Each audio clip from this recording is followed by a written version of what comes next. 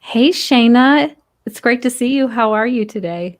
I'm wonderful, Shannon. How are you? I'm good.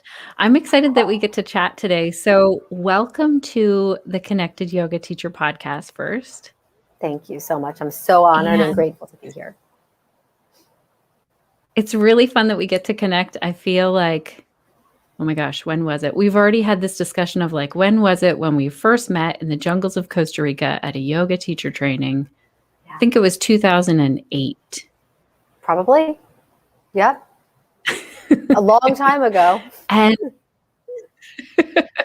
and it definitely felt like a retreat to be away, somewhere warm. And I feel like our yoga teachers today are going to be so excited when we get talking about how to have a retreat, even if we can't travel anywhere. It's very snowy here. There's no school here today. We're just coming out of a pandemic lockdown. So I'm excited about this topic. But before we dive into that, a couple of things.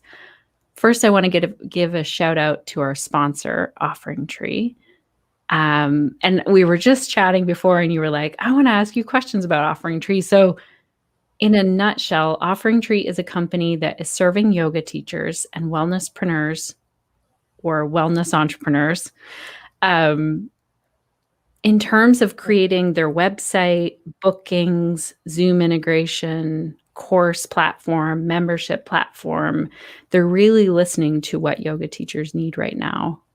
And what I love is that a yoga teacher could create a website on their platform for free in 10 minutes and get their offerings online.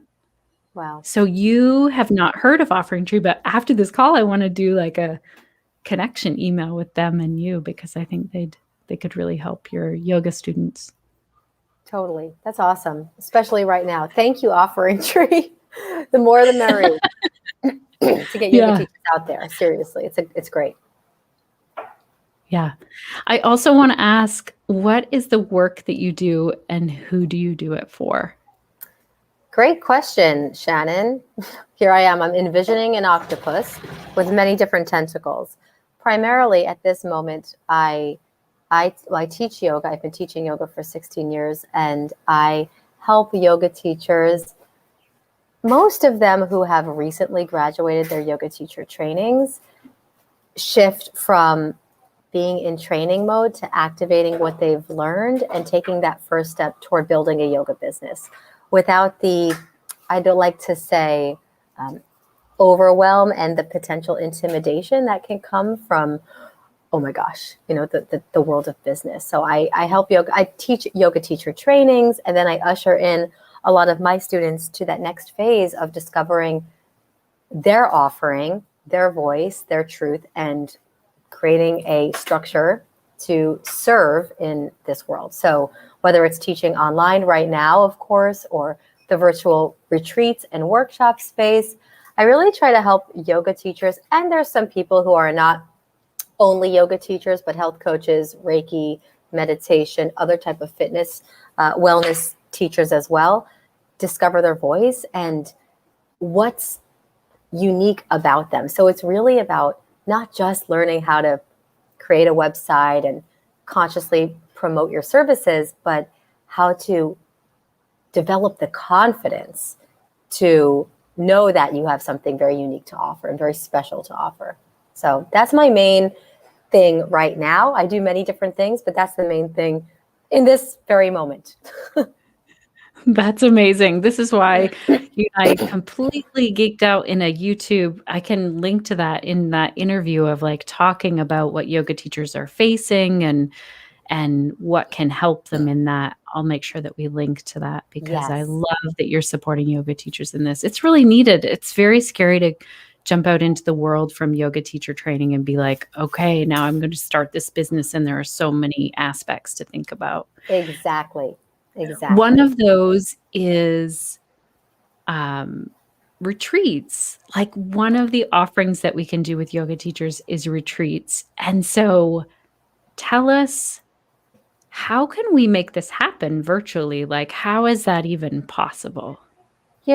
This is a great question, Shannon. And the reason that I bring it up or that, we're even having this conversation, I think, is because, first of all, it is possible. I find that given the pandemic, many yoga teachers almost automatically, which is great, have done something to adapt their teaching into the virtual format, because let's face it, it works. It does work. And so the first step is kind of like, all right, I was teaching group classes or maybe even private yoga, and I'm going to shift that onto Zoom or to some virtual platform. And I've heard from many yoga teachers over the past 6, 7, 8 months that now the classes themselves are becoming less full than they were, because there's so much online yoga out there. Now, that being said, there are still ways to attract more people to your classes. But I really like to get teachers to start thinking outside of the box. And one of the most creative ways, I think, to do that is to create a virtual retreat. It's funny, I was talking to one of my teachers' friends who lives in India just last night, and he's been teaching 3-day joyful yoga retreats virtually. This is someone who I would never expect to teach online. He's a very technical teacher. He teaches therapeutic yoga, trauma-informed yoga, like literally needs to be with bodies, or so I thought or felt. And he said, Shayna, my teaching has shifted dramatically since having teaching online. I'm not going to stop. I'm not going to stop serving. We're all human beings, and this format right now it's kind of magical, and we can connect. And what are we serving, and what are we exposing ourselves to right now? That's very important. He said, the most important thing in my mission right now is to make sure that people feel happy at home, to make sure that people feel good in their bodies and their minds while on their couch or while in their home with their children.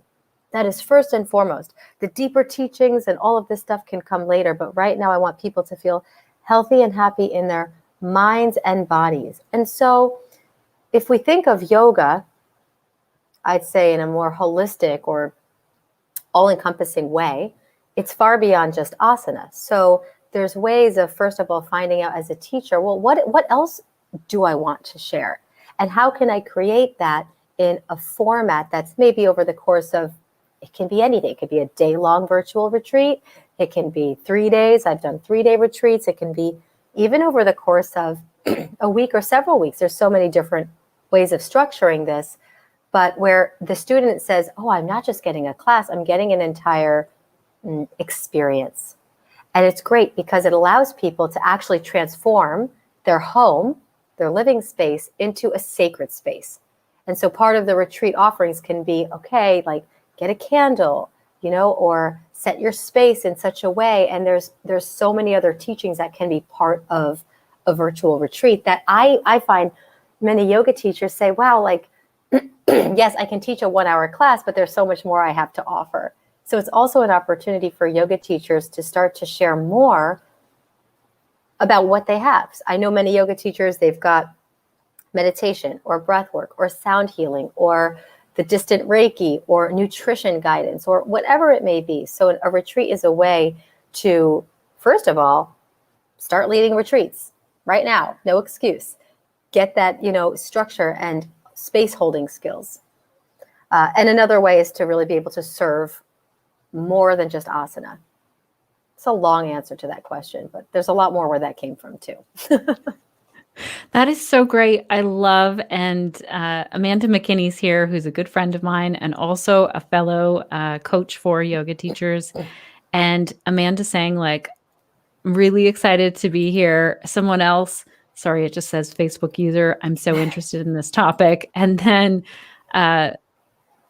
in summary, like this whole idea of like bringing this happiness and this health into our mind and body at home. I love that your teacher shared this. And I agree with Amanda, like what a great way to share virtual events. If our people who are here live are thinking, how do I do this? What are your specific questions for Shayna? Because she's here to answer them for you. Yeah. And so when you were talking about, okay, we might think about, getting a candle and creating our space, automatically as a parent of 3 kids, I was like, I could do this now. But maybe that's even an offering, like, how do we bring this to each population? I'm thinking of the parents who have had multiple days with kids at home, homeschooling, pandemic life, and then snow days and ice days on top of that. Do you have Yeah. some thoughts in terms of how we can help people to create that sacred space at home? Yeah, Shannon, this is a great question. A lot of my students, if I will, I mean, they're from different backgrounds, but most of the students that I get in my yoga trainings and my virtual retreats are women with a lot of children and full-time jobs. So one suggestion, or something that I do, is I make the recordings available for people to view at their own time, and I create a private Facebook group for all members of the retreat, so they have a place to go. They don't have to feel like, oh my gosh, I have to be live in order to experience this retreat. I also check in with people in advance, and I send surveys to my students or my potential students, or even a poll on Instagram of, what days may work better for you, what times work better for you. I send an email to my list. But it's like, I'm all about the simplest step is enough. Like, anything is enough. This, again, it's not about, when I run in-person retreats, they're immersive retreats. You're going on an airplane to the jungles of Costa Rica or Bali. And, something that I've noticed in this time that we're in is, and I've been very humbled by this experience, because I had people reaching out to me for years saying, Shayna, do you ever think that you'll offer an online training or even online workshops? And I'm like, no, like, in person is the only way. Like, that's what I thought. And then here I am, like, a few months later, like, texting everyone, like, by the way, here are my online offerings, like the long list. But I've been proven wrong, to be honest with you, because the people who are coming to these retreats, this is for everyone, for the most part, at least from my experience, are people who have had this on their bucket list for years, but either don't have the time, the finances, the ability to literally drop everything and just go. And what I've found is, sure, we've been blessed to have the experience of doing an immersive teacher training or immersive retreats out in the jungle, in nature. But I'm realizing quickly that might not even be necessary in order to get to that place of deep inner peace, of well-being. So I'm trying to think of what's the simplest thing that we can offer our students right now to help them feel better. And if it is just carving out that time, whether it's an hour, or I actually will give my students things like practices that they can take outside of the live classes to incorporate. If it's a 5-minute meditation or a 5-minute breathing practice, or reading suggestions, or a healthy meal recipe.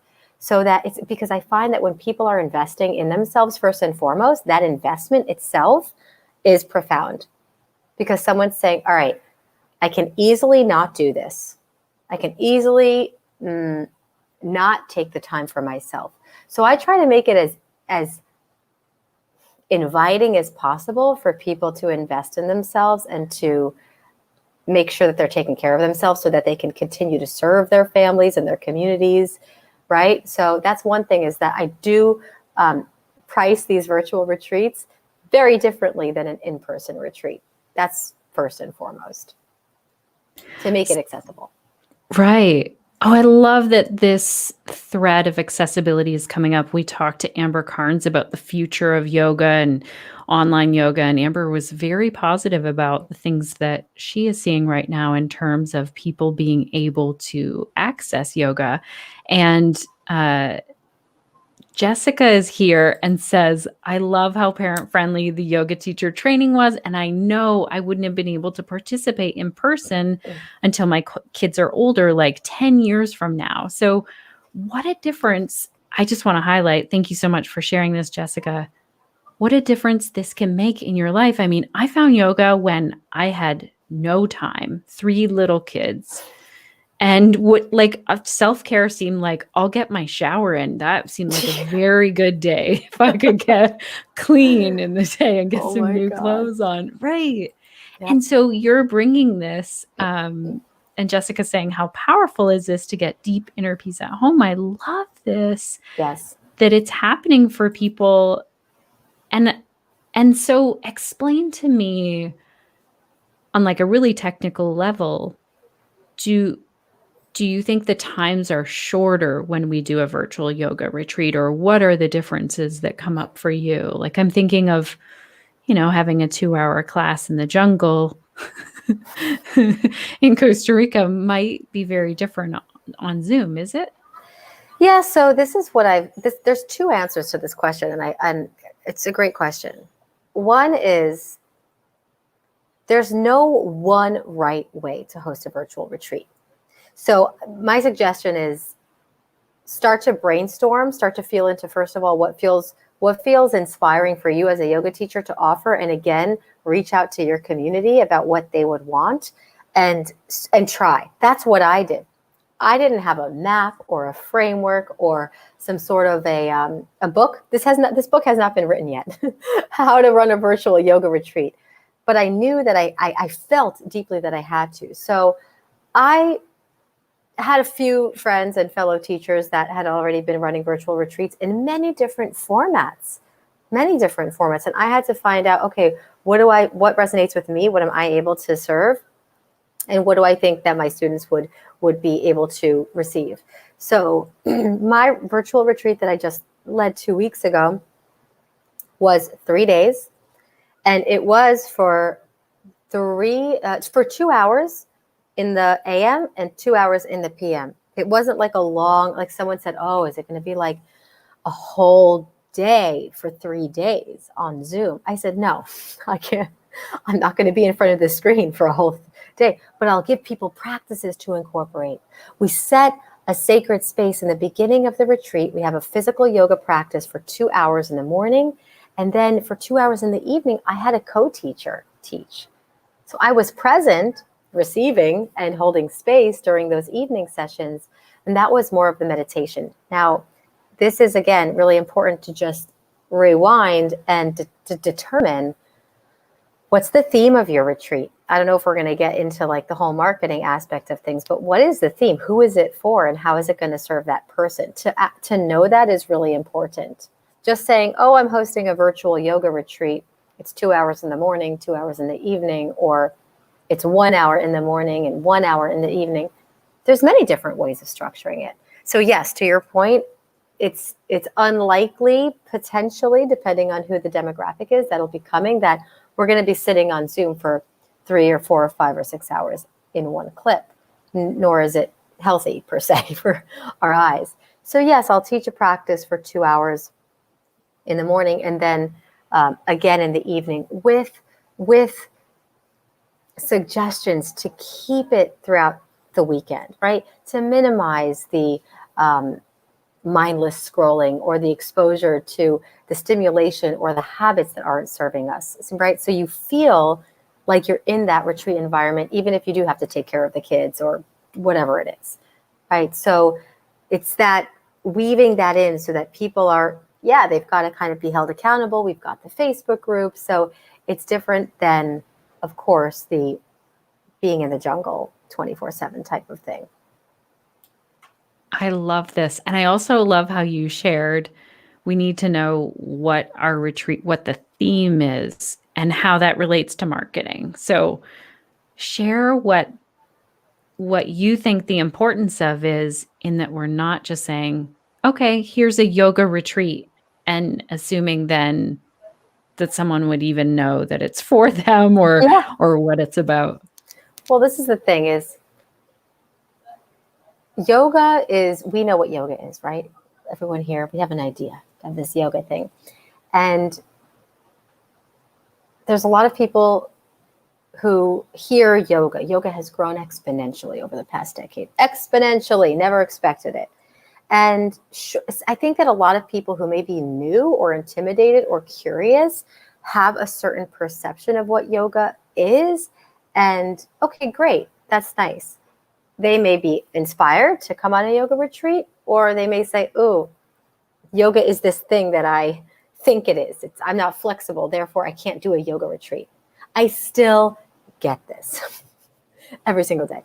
And I say, whoa, but the way I teach, it has nothing to do with how flexible you are, right? My teaching is, I'd say, a balanced blend between asana and philosophy, between asana and life skills training, or lifestyle tips, if you will, practices to incorporate to gain more balance in the material world. You have a family, you have a job, great, let's do yoga, because they're going to incorporate it in. So you don't have to separate yourself out. So what I find is, for those people who, and this goes for anything, classes, retreats, workshops, any offering, is to go inside of yourself and to first of all determine, well, who is this for and how will it help them? Hint, hint, most likely, I find the majority of the time, the people that we're meant to serve perhaps are the people who are going through something that we've been through, a challenge, an obstacle, and there's many different ways of framing these offerings, such as getting unstuck, or it could be anything. It can be gaining more flexibility for athletes. It can be finding peace of mind during challenging times. Oh, really? Yoga can help me gain more energy. Yoga can help me increase my creative flow in my life. So something that speaks to the emotional body of the potential student is really important. I've run retreats that say, one was called Create the Life You Want to Live, a yoga retreat for getting unstuck and stepping into the next chapter of your life. Oh, I thought it was just stretching. Right? Right. That's so good. I think that we can really, the more specific we are in this, like, because we've had some comments here in the live chat talking about, like, oh, this is so great because parents can do this, and some questions as well, like, does this mean that we, leave the little kids at home and go to a hotel and do this virtual retreat? And so I love how you said at the beginning, this can be whatever we design it to be.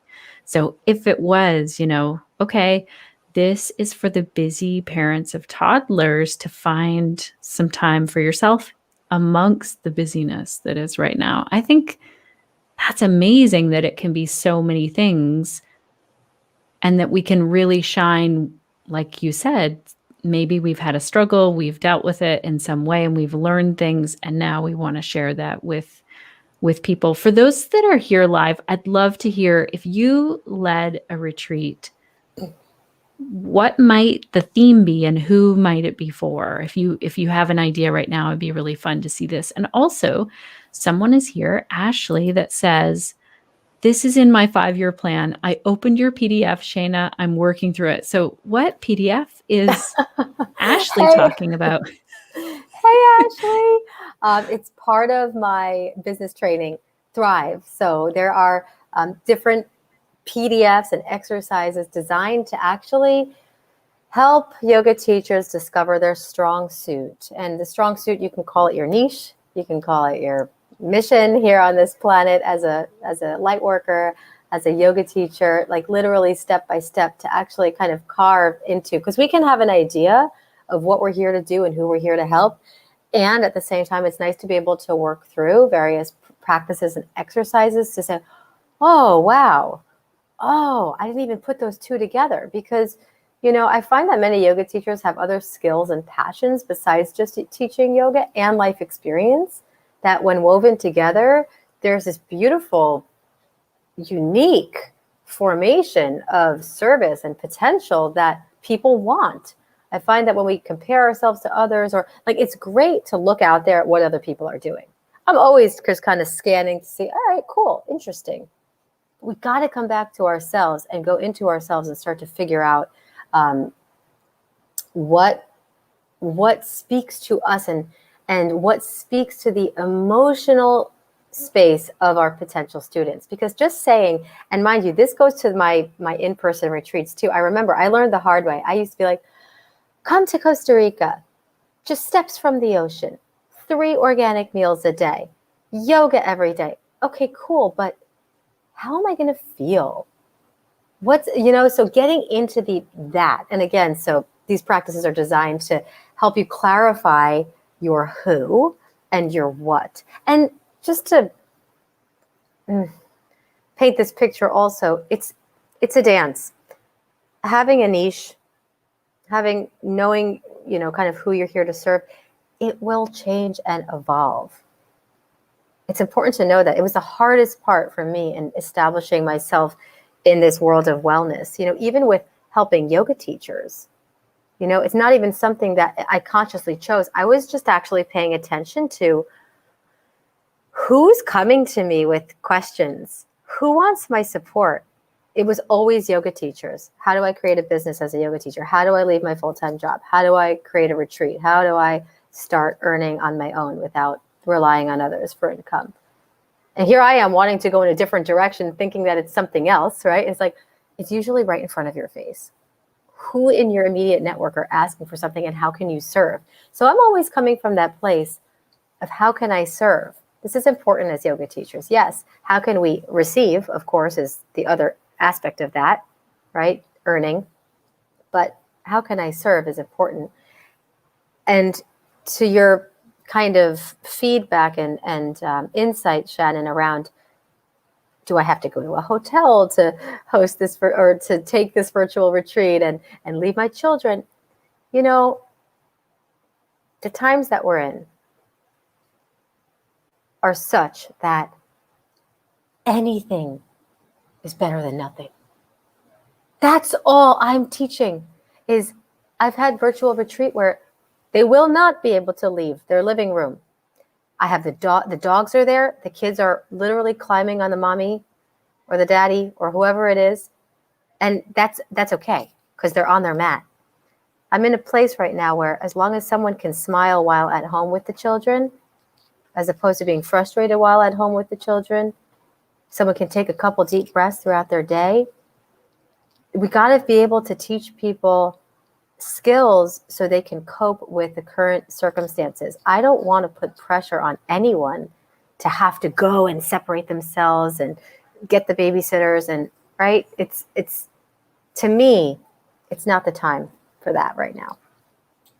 I love this so much. Someone was just asking me about my at-home practice, and what strengthened it in the last couple of weeks is Shara Carruthers was here on the podcast. It's not out yet, that episode. And she was saying, like, her yoga practice is her showing up and then asking herself, what do I need? So there's no expectation of like, what's there? And how amazing is that it's not like I need to do an hour and become way more, enlightened or bendy or no, not now. Let's not go there now. right. Right. Listen to these retreat ideas. I need to share these. Jessica's saying, I would love to lead retreats that blend mindfulness and yoga practice with anti-racist, equity-centered leadership. Often the personal and professional activist work is separate. This is beautiful. Yes, oh my Jessica. gosh. So great. Ashley, I think it's Ashley, yes, is saying yoga retreat for nourishing your soul, coming home to your true self, yoga retreat for freeing your mind. That sounds like very creative, Ashley. Very creative.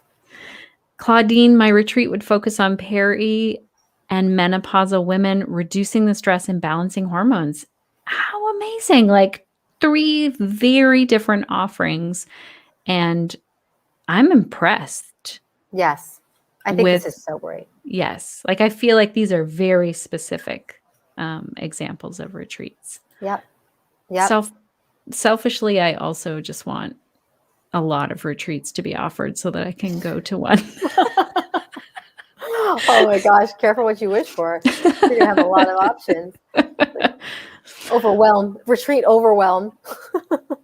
How would you suggest that someone, if they have this idea, how do they then take that idea and structure it into something? Like when it's basically like the sky's the limit in terms of options and what you could put together. It could be 7 hours or 7 weeks of yoga retreat. Yeah, this is the thing. Great question. And I was really excited to get to this. Is it is a matter of trial and error. Just know that whoever's listening to this, you are at the cutting edge, the beginning of something that is going to continue to evolve. Hey, write the book, write the book on virtual retreats, because it hasn't been written yet. So we've got to have the courage, creativity, curiosity to just begin, right? To begin and to try. So the first step that I always take when I'm constructing anything new, anything that hasn't been done before, that's coming from my own imagination, desire to serve, is I create a brainstorm outline. Just like you would create a brainstorm outline for a book with different chapters, right? The title, the chapter, a little bit of ideas for the content. It helps my brain relax, as opposed to like, oh my God, a virtual retreat, how am I going to do it? The tech stuff, the content, who's going to be involved? How much am I going to charge? Do I need an extra website for this? How do I collect payments? La, la, la, la. Zoom off to the side, one step at a time. And I'll take a Google Doc. I'm a Google Doc, junkie. And I just brainstorm. I write out, okay, what comes to me? 3 days. For some reason, 3 days came to me. I had seen a few other teachers offering 3-day retreats, and I said, I can do that. Friday, Saturday, Sunday. Okay. I used to run 3-day mini retreats or 4-day mini retreats in California. Okay, cool. I personally didn't want to do a whole week-long retreat. I actually hosted mine while hosting a 5-week virtual yoga teacher training. I doubled up. So I said 3 days is doable for me. And I literally just kind of made it up. I made it up. But I'm sharing this because it's important to not wait. And in the process of making it up, as mentioned earlier, I asked people, some of my friends, some of my fellow yoga teachers, some of my fellow students, hey, would this work for you? Would you be interested in something like this? Instagram, use the polling feature on Instagram. But ultimately, I trusted my own intuition and I developed it. And so the first step is to brainstorm. What would you offer? Have you been on a retreat? If not, well, it's great to explore that. Again, going back to what else do you have? Like, I love, Jessica, what you shared about incorporating some other elements into your yoga teaching, right? The anti-racist teachings. There can be a lecture on that. A lecture on that, maybe with a journal prompt or something, or some sort of an exercise for people. So these are modules, if you will, or, aspects of the training or the retreat rather, that can be incorporated into it. So the first step is to brainstorm what it would be like. What would you have in it? If you're doing something for menopausal women, is it a yoga sequence that is designed for them? Is it a sharing circle or a sharing square? I want them to change the squares on Zoom. I want them to have an option to have like ovals and circles and different shapes, even triangles, just to like break it up with the squares. But you can imagine you're in a circle. Go into your imagination. That's the first step. I can get to the second steps, but I want to hear from you, Shannon, as to what you think of this first step of just brainstorming and writing out an outline for the structure of your retreat. I think that's fantastic. I also hope Zoom is listening and creates a circle of circles or a circle of triangles or whatever. Or we can all show up as cats as well. That goes over really well. I'm down. I'm so down. Okay, so the first step is we brainstorm. I love this. Whether it's like pen to paper, that's a great idea. And I would say also you might do it over a period of time, like after your yoga practice or, after a class that you've taken and you're inspired and to just keep writing notes down. Now, what you said before this, though, is super important because all of a sudden I want to just sit and plan something. And you said this is needed, like get out there and do it. Yes. So what's step 2? Step 2 is set a date and make it happen. Right. So let me share this. So for my in-person retreats, and for those of you listening who perhaps have run in-person retreats in the past, I would typically set up my in-person retreat or schedule it 8 to 10 months in advance to allow enough time for people to figure out their schedules, enough time for marketing. Mind you, my in-person retreats are a much higher price, to figure out the flights, all this stuff, to coordinate with the retreat centers. It's a bigger deal, let's just say. For the virtual retreat, it's not. So I set mine up a month in advance. Now, could I have spread it out a little bit longer? Sure. Depends on you and your consistency with posting and promoting and sending emails and creating social media posts and reaching out to your mailing list if you have a mailing list. I set mine up a month in advance. And I'm not going to lie, the moment that I set the date and then I postponed it by 1 week before I started putting it out there. Because I said, ooh, this is like right under a month from this date and no one knows about it. And the website's not even done. Like the payment link is not even on the website yet. But I wanted to get it out there because I knew that it needed to happen. And you want to know something? The first of anything is never going to be perfect. I've learned this over time. So I'm just like, hey, we got to do it. We got to get the first one done to weed out the kinks. And that's why I even priced this one a little bit lower than perhaps I would price future virtual retreats. Just kind of not as a test, but as a journey, as a curious first time experience into this wide world of virtual retreats. So you got to set a date, be realistic, but yes, I know that planning phase can be a lifetime. I'm still writing my book. I'm 105 years old. I mean, it's beautiful. It's beautiful to be in that creative phase. And I know it can be scary, but follow through is such a wonderful place to be. I know for myself, follow through, that final piece was always missing. And over the course of the past 6, 7, 8 years, that has been the part that's like, from a personal growth standpoint, as a teacher, as a human being, has been so rewarding. Saying, I completed it. I set a goal. I brainstormed. I took the steps necessary. Some of them were easy. Some of them I had to ask for help. Hint, hint, the technical side of things, so that I can focus on what I'm here to do, which is teach. And then I follow through with that date. Whether 5 people signed up or 50 people signed up, I'm committed. So set a date is the next thing. I love this. This is so good. Ashley's already saying, like, I've got my Google Doc right now and I'm starting to brainstorm. I've already opened it. So maybe at the top of that, like, set the date there once you start your brainstorming. This is fantastic. People.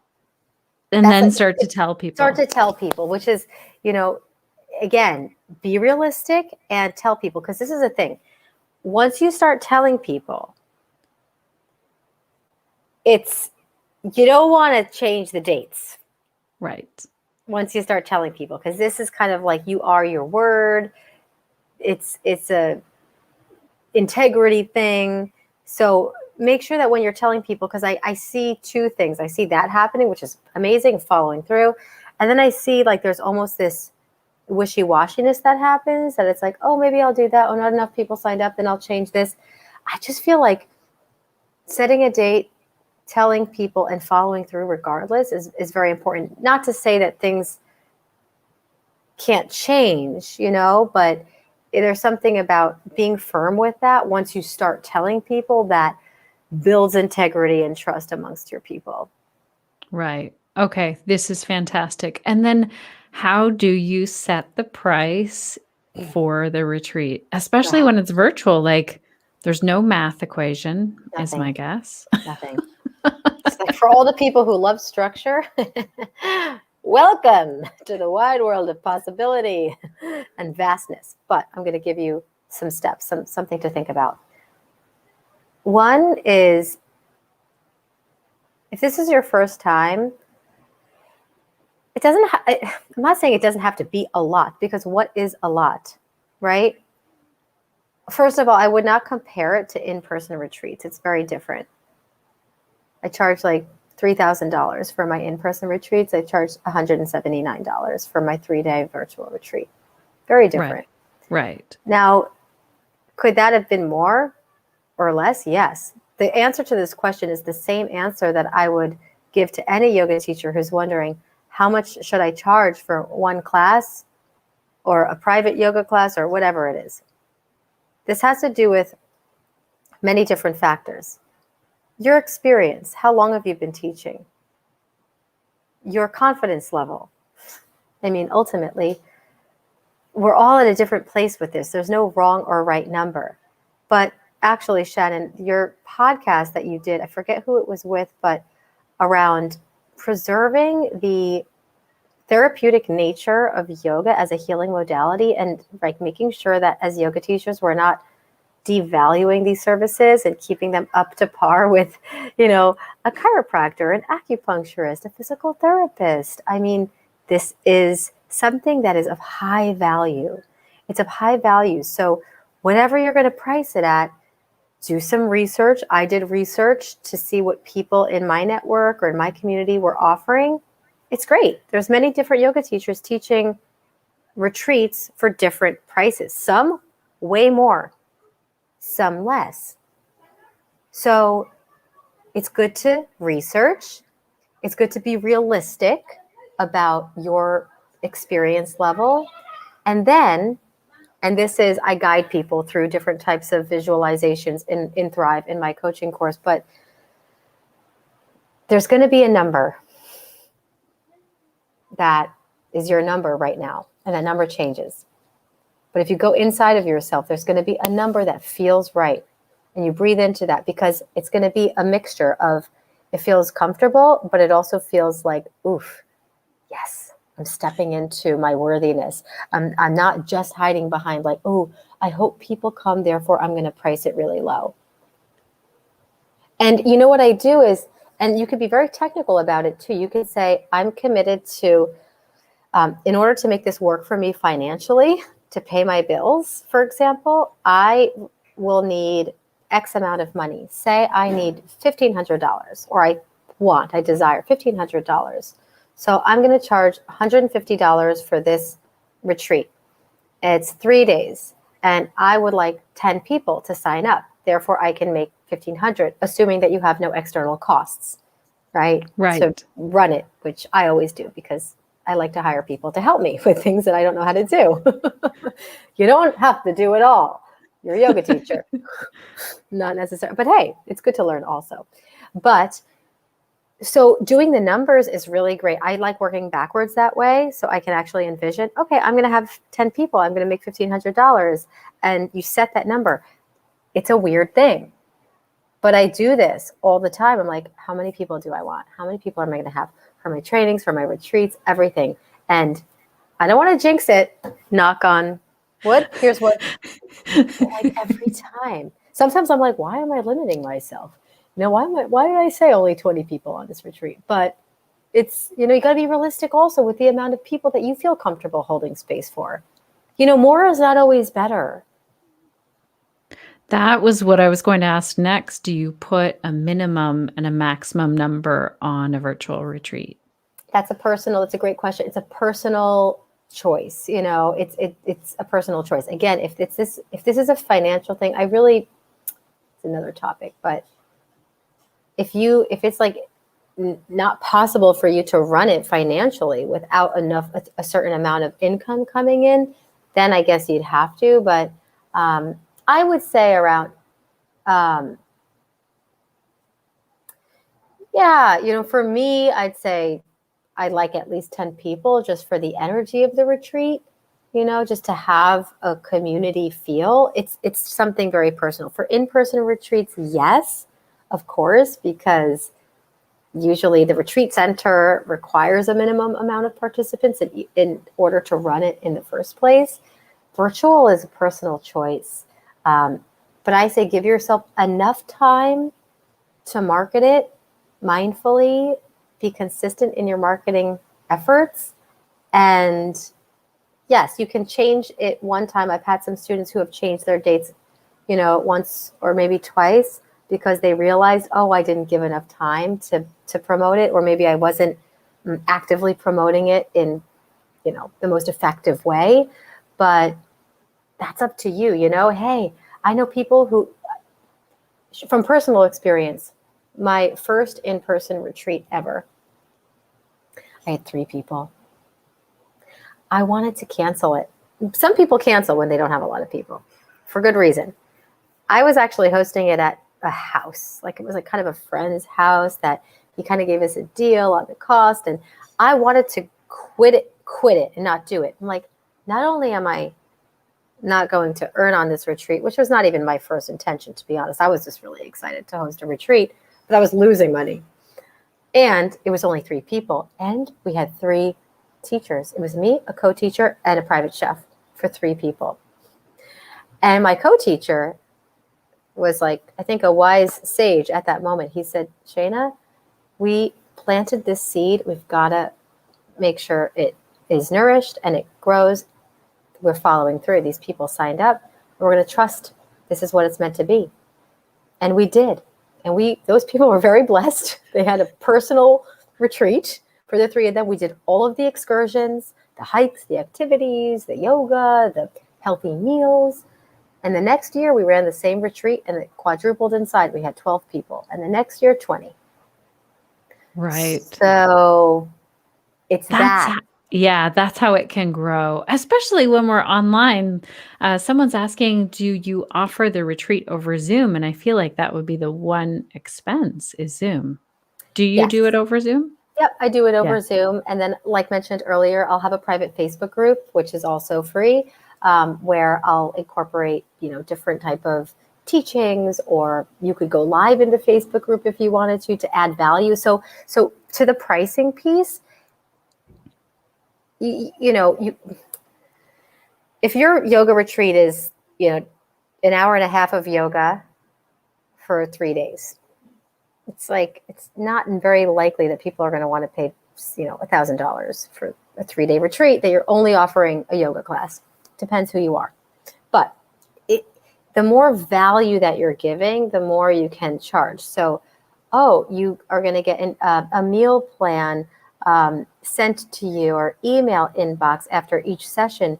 You're going to receive a guided meditation audio for the 3 days or for a week following the retreat. Or I'm going to come live in the Facebook group for a week. How long is that Facebook group, open for you to be present in it? So there's ways of incorporating the value, the added elements that ultimately dictate a higher price point for your offering. But yes, I offer it over Zoom. I'm sure there's potentially other platforms as well. But yeah, that would be the only expense if you are going to do all of the, event creation, website creation, and everything on your own in the back end. Right. Oh, that's so good. Someone asked another great question here. Did you use breakout rooms in Zoom? I did not, but it is an option. I don't do the breakout rooms. I know that many people do. A lot of my teacher friends do as well. I don't use the breakout rooms, but yes, absolutely. If that's your thing and you can pop in from room to room, 100%. The options are endless. Yeah, we just did that as part of a training I was doing, the yoga for pelvic health training, and they broke off in to co-teach to each other, and then sometimes to create this class plan together. It was really fun, and I would just say if you're doing breakout rooms, like let them know if you are going to be popping in, because it's kind of weird to all of a sudden have someone right there. Very true. Good point. Jessica's saying, and this is a really good on the flip side of what you were just saying. I was set up to go on a retreat last summer and had planned my whole summer around it, and the person canceled, and it was very disappointing. I love that you did the retreat, Shayna. I think this is something we don't always think about. Thank you, Jessica, my dear, for saying this. So this comes back to serving and adaptation as yoga teachers. I could easily have been like, I can't run my retreat. I'm just going to wait for the world to open up and run it. And, little did I know, or I guess I did know intuitively that there are people who need this now. In fact, to your point, Jessica, I was scheduled to host my retreat in Bali. I had 22 people signed up. This was meant to be in May of 2020, right? And it's so funny because I remember when the pandemic began in March, I was in Bali, going to come back home and then go back for this retreat in May. I said, yeah, it'll be fine. It'll be fine. And obviously it wasn't fine. And so my co-teacher and I, he lives in India,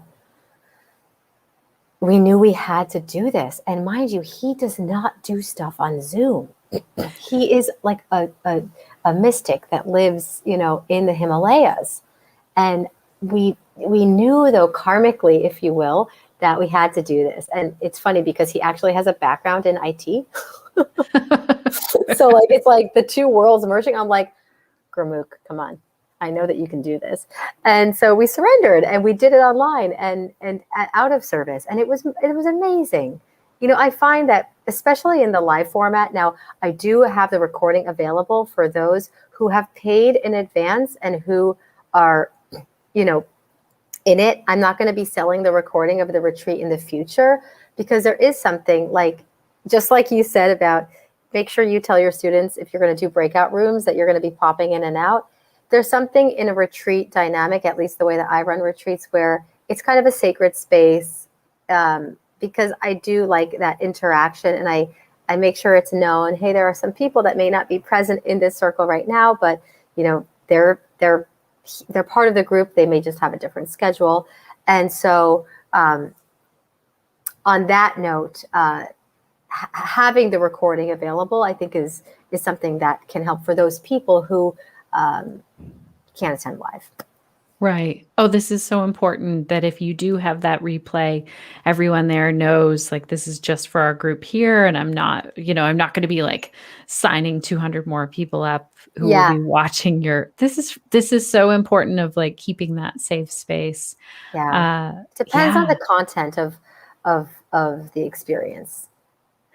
I feel like also when you ran that retreat that was for those 3 people, you also could just take it, rinse and repeat. And so do you want to talk about that as well of not always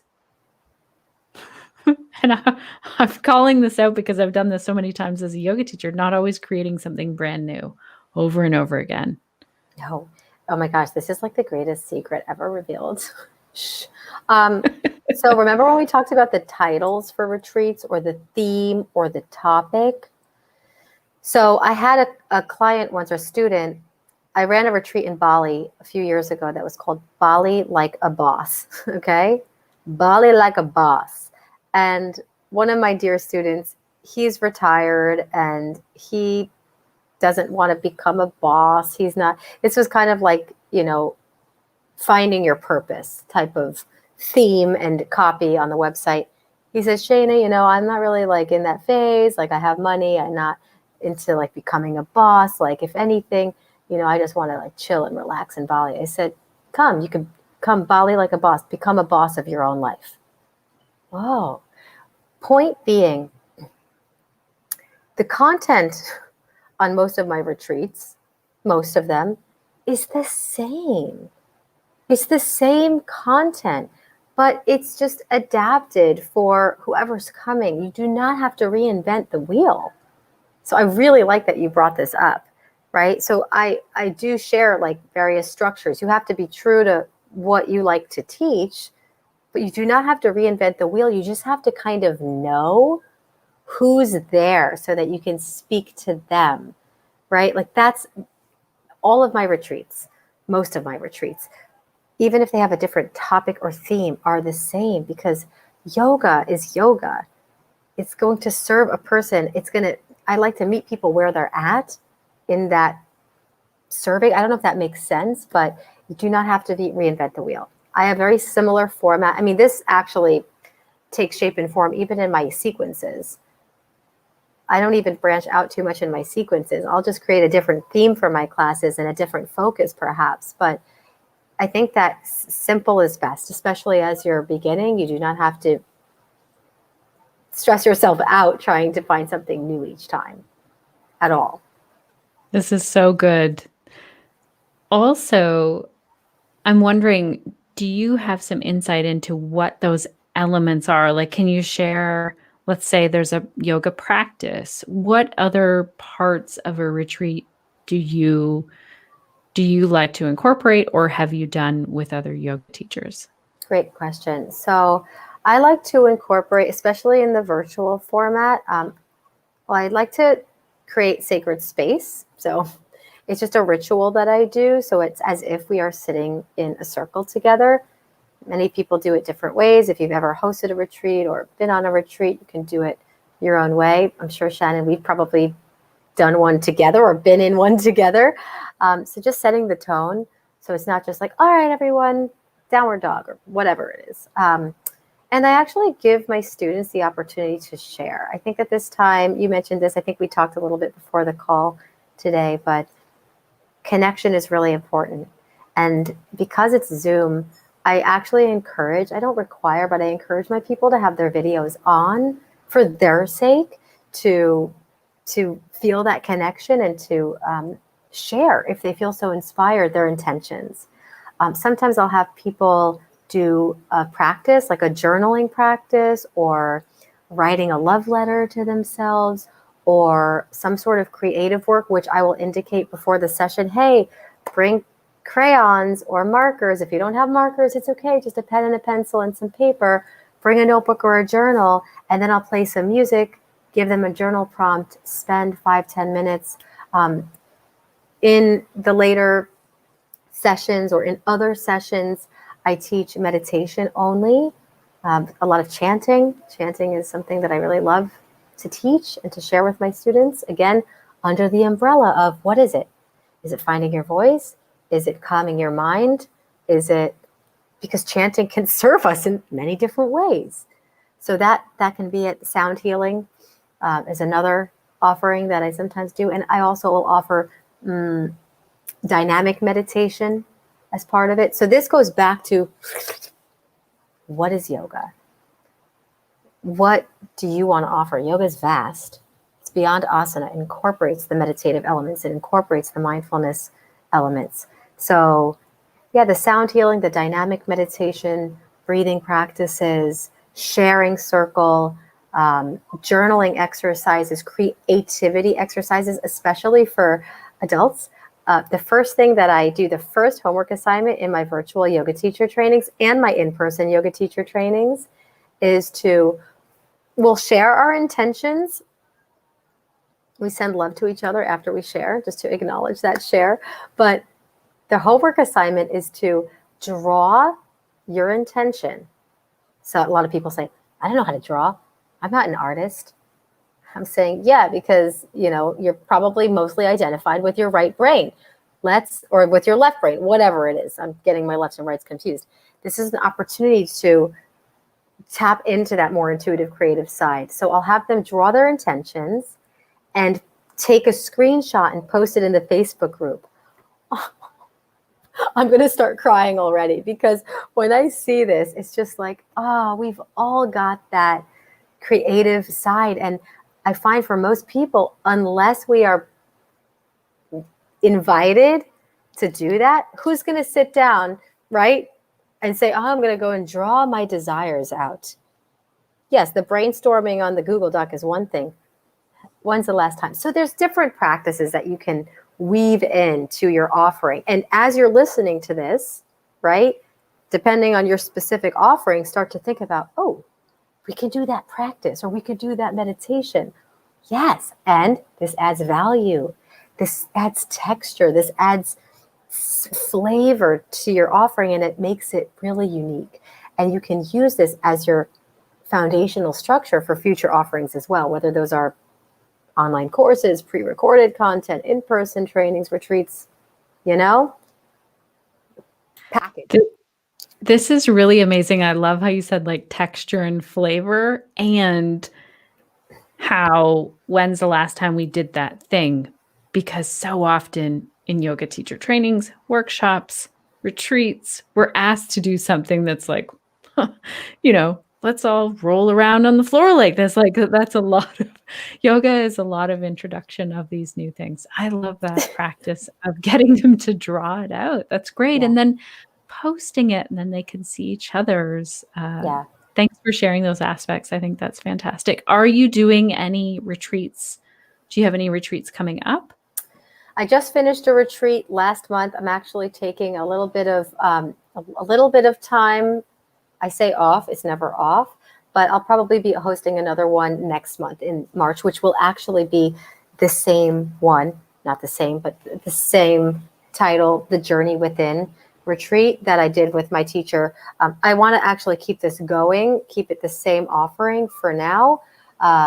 But I didn't schedule it yet because I've had a lot on my plate. So that's my truth, is that I'm just taking the stuff off the plate to regain that energy.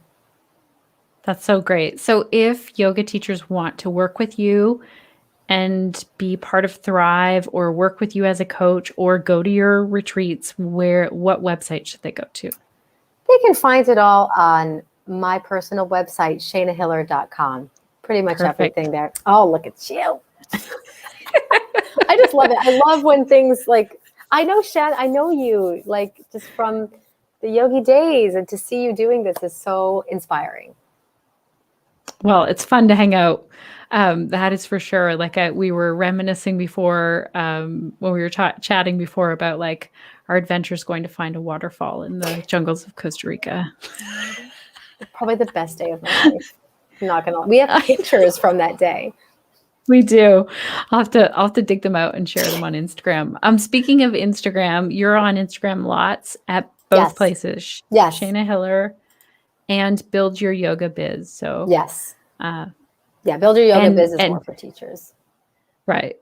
You also go on outdoor walks. Your locations are usually much warmer than mine, but very adventurous as well. Yeah, I love our little outdoor walk connection. I'm more inspired by your capacity to stay warm and do it despite the cold. I need to live up to that. It's my intention. Wow. Today was a real challenge. But we can make it happen. Thank you so much for this time today and sharing all of this insight. And if our connected yoga teachers have more questions, they can post them here in the comments and we can come back to them. Or if this is out on the podcast, and they can post in the show notes down in the comments. Thank you for all the work that you're doing out in the world, Shayna. My pleasure, Shannon. Thanks so much for having me and for all the work that you're doing also. And thank you everyone for tuning in. Thank you. Have a great day.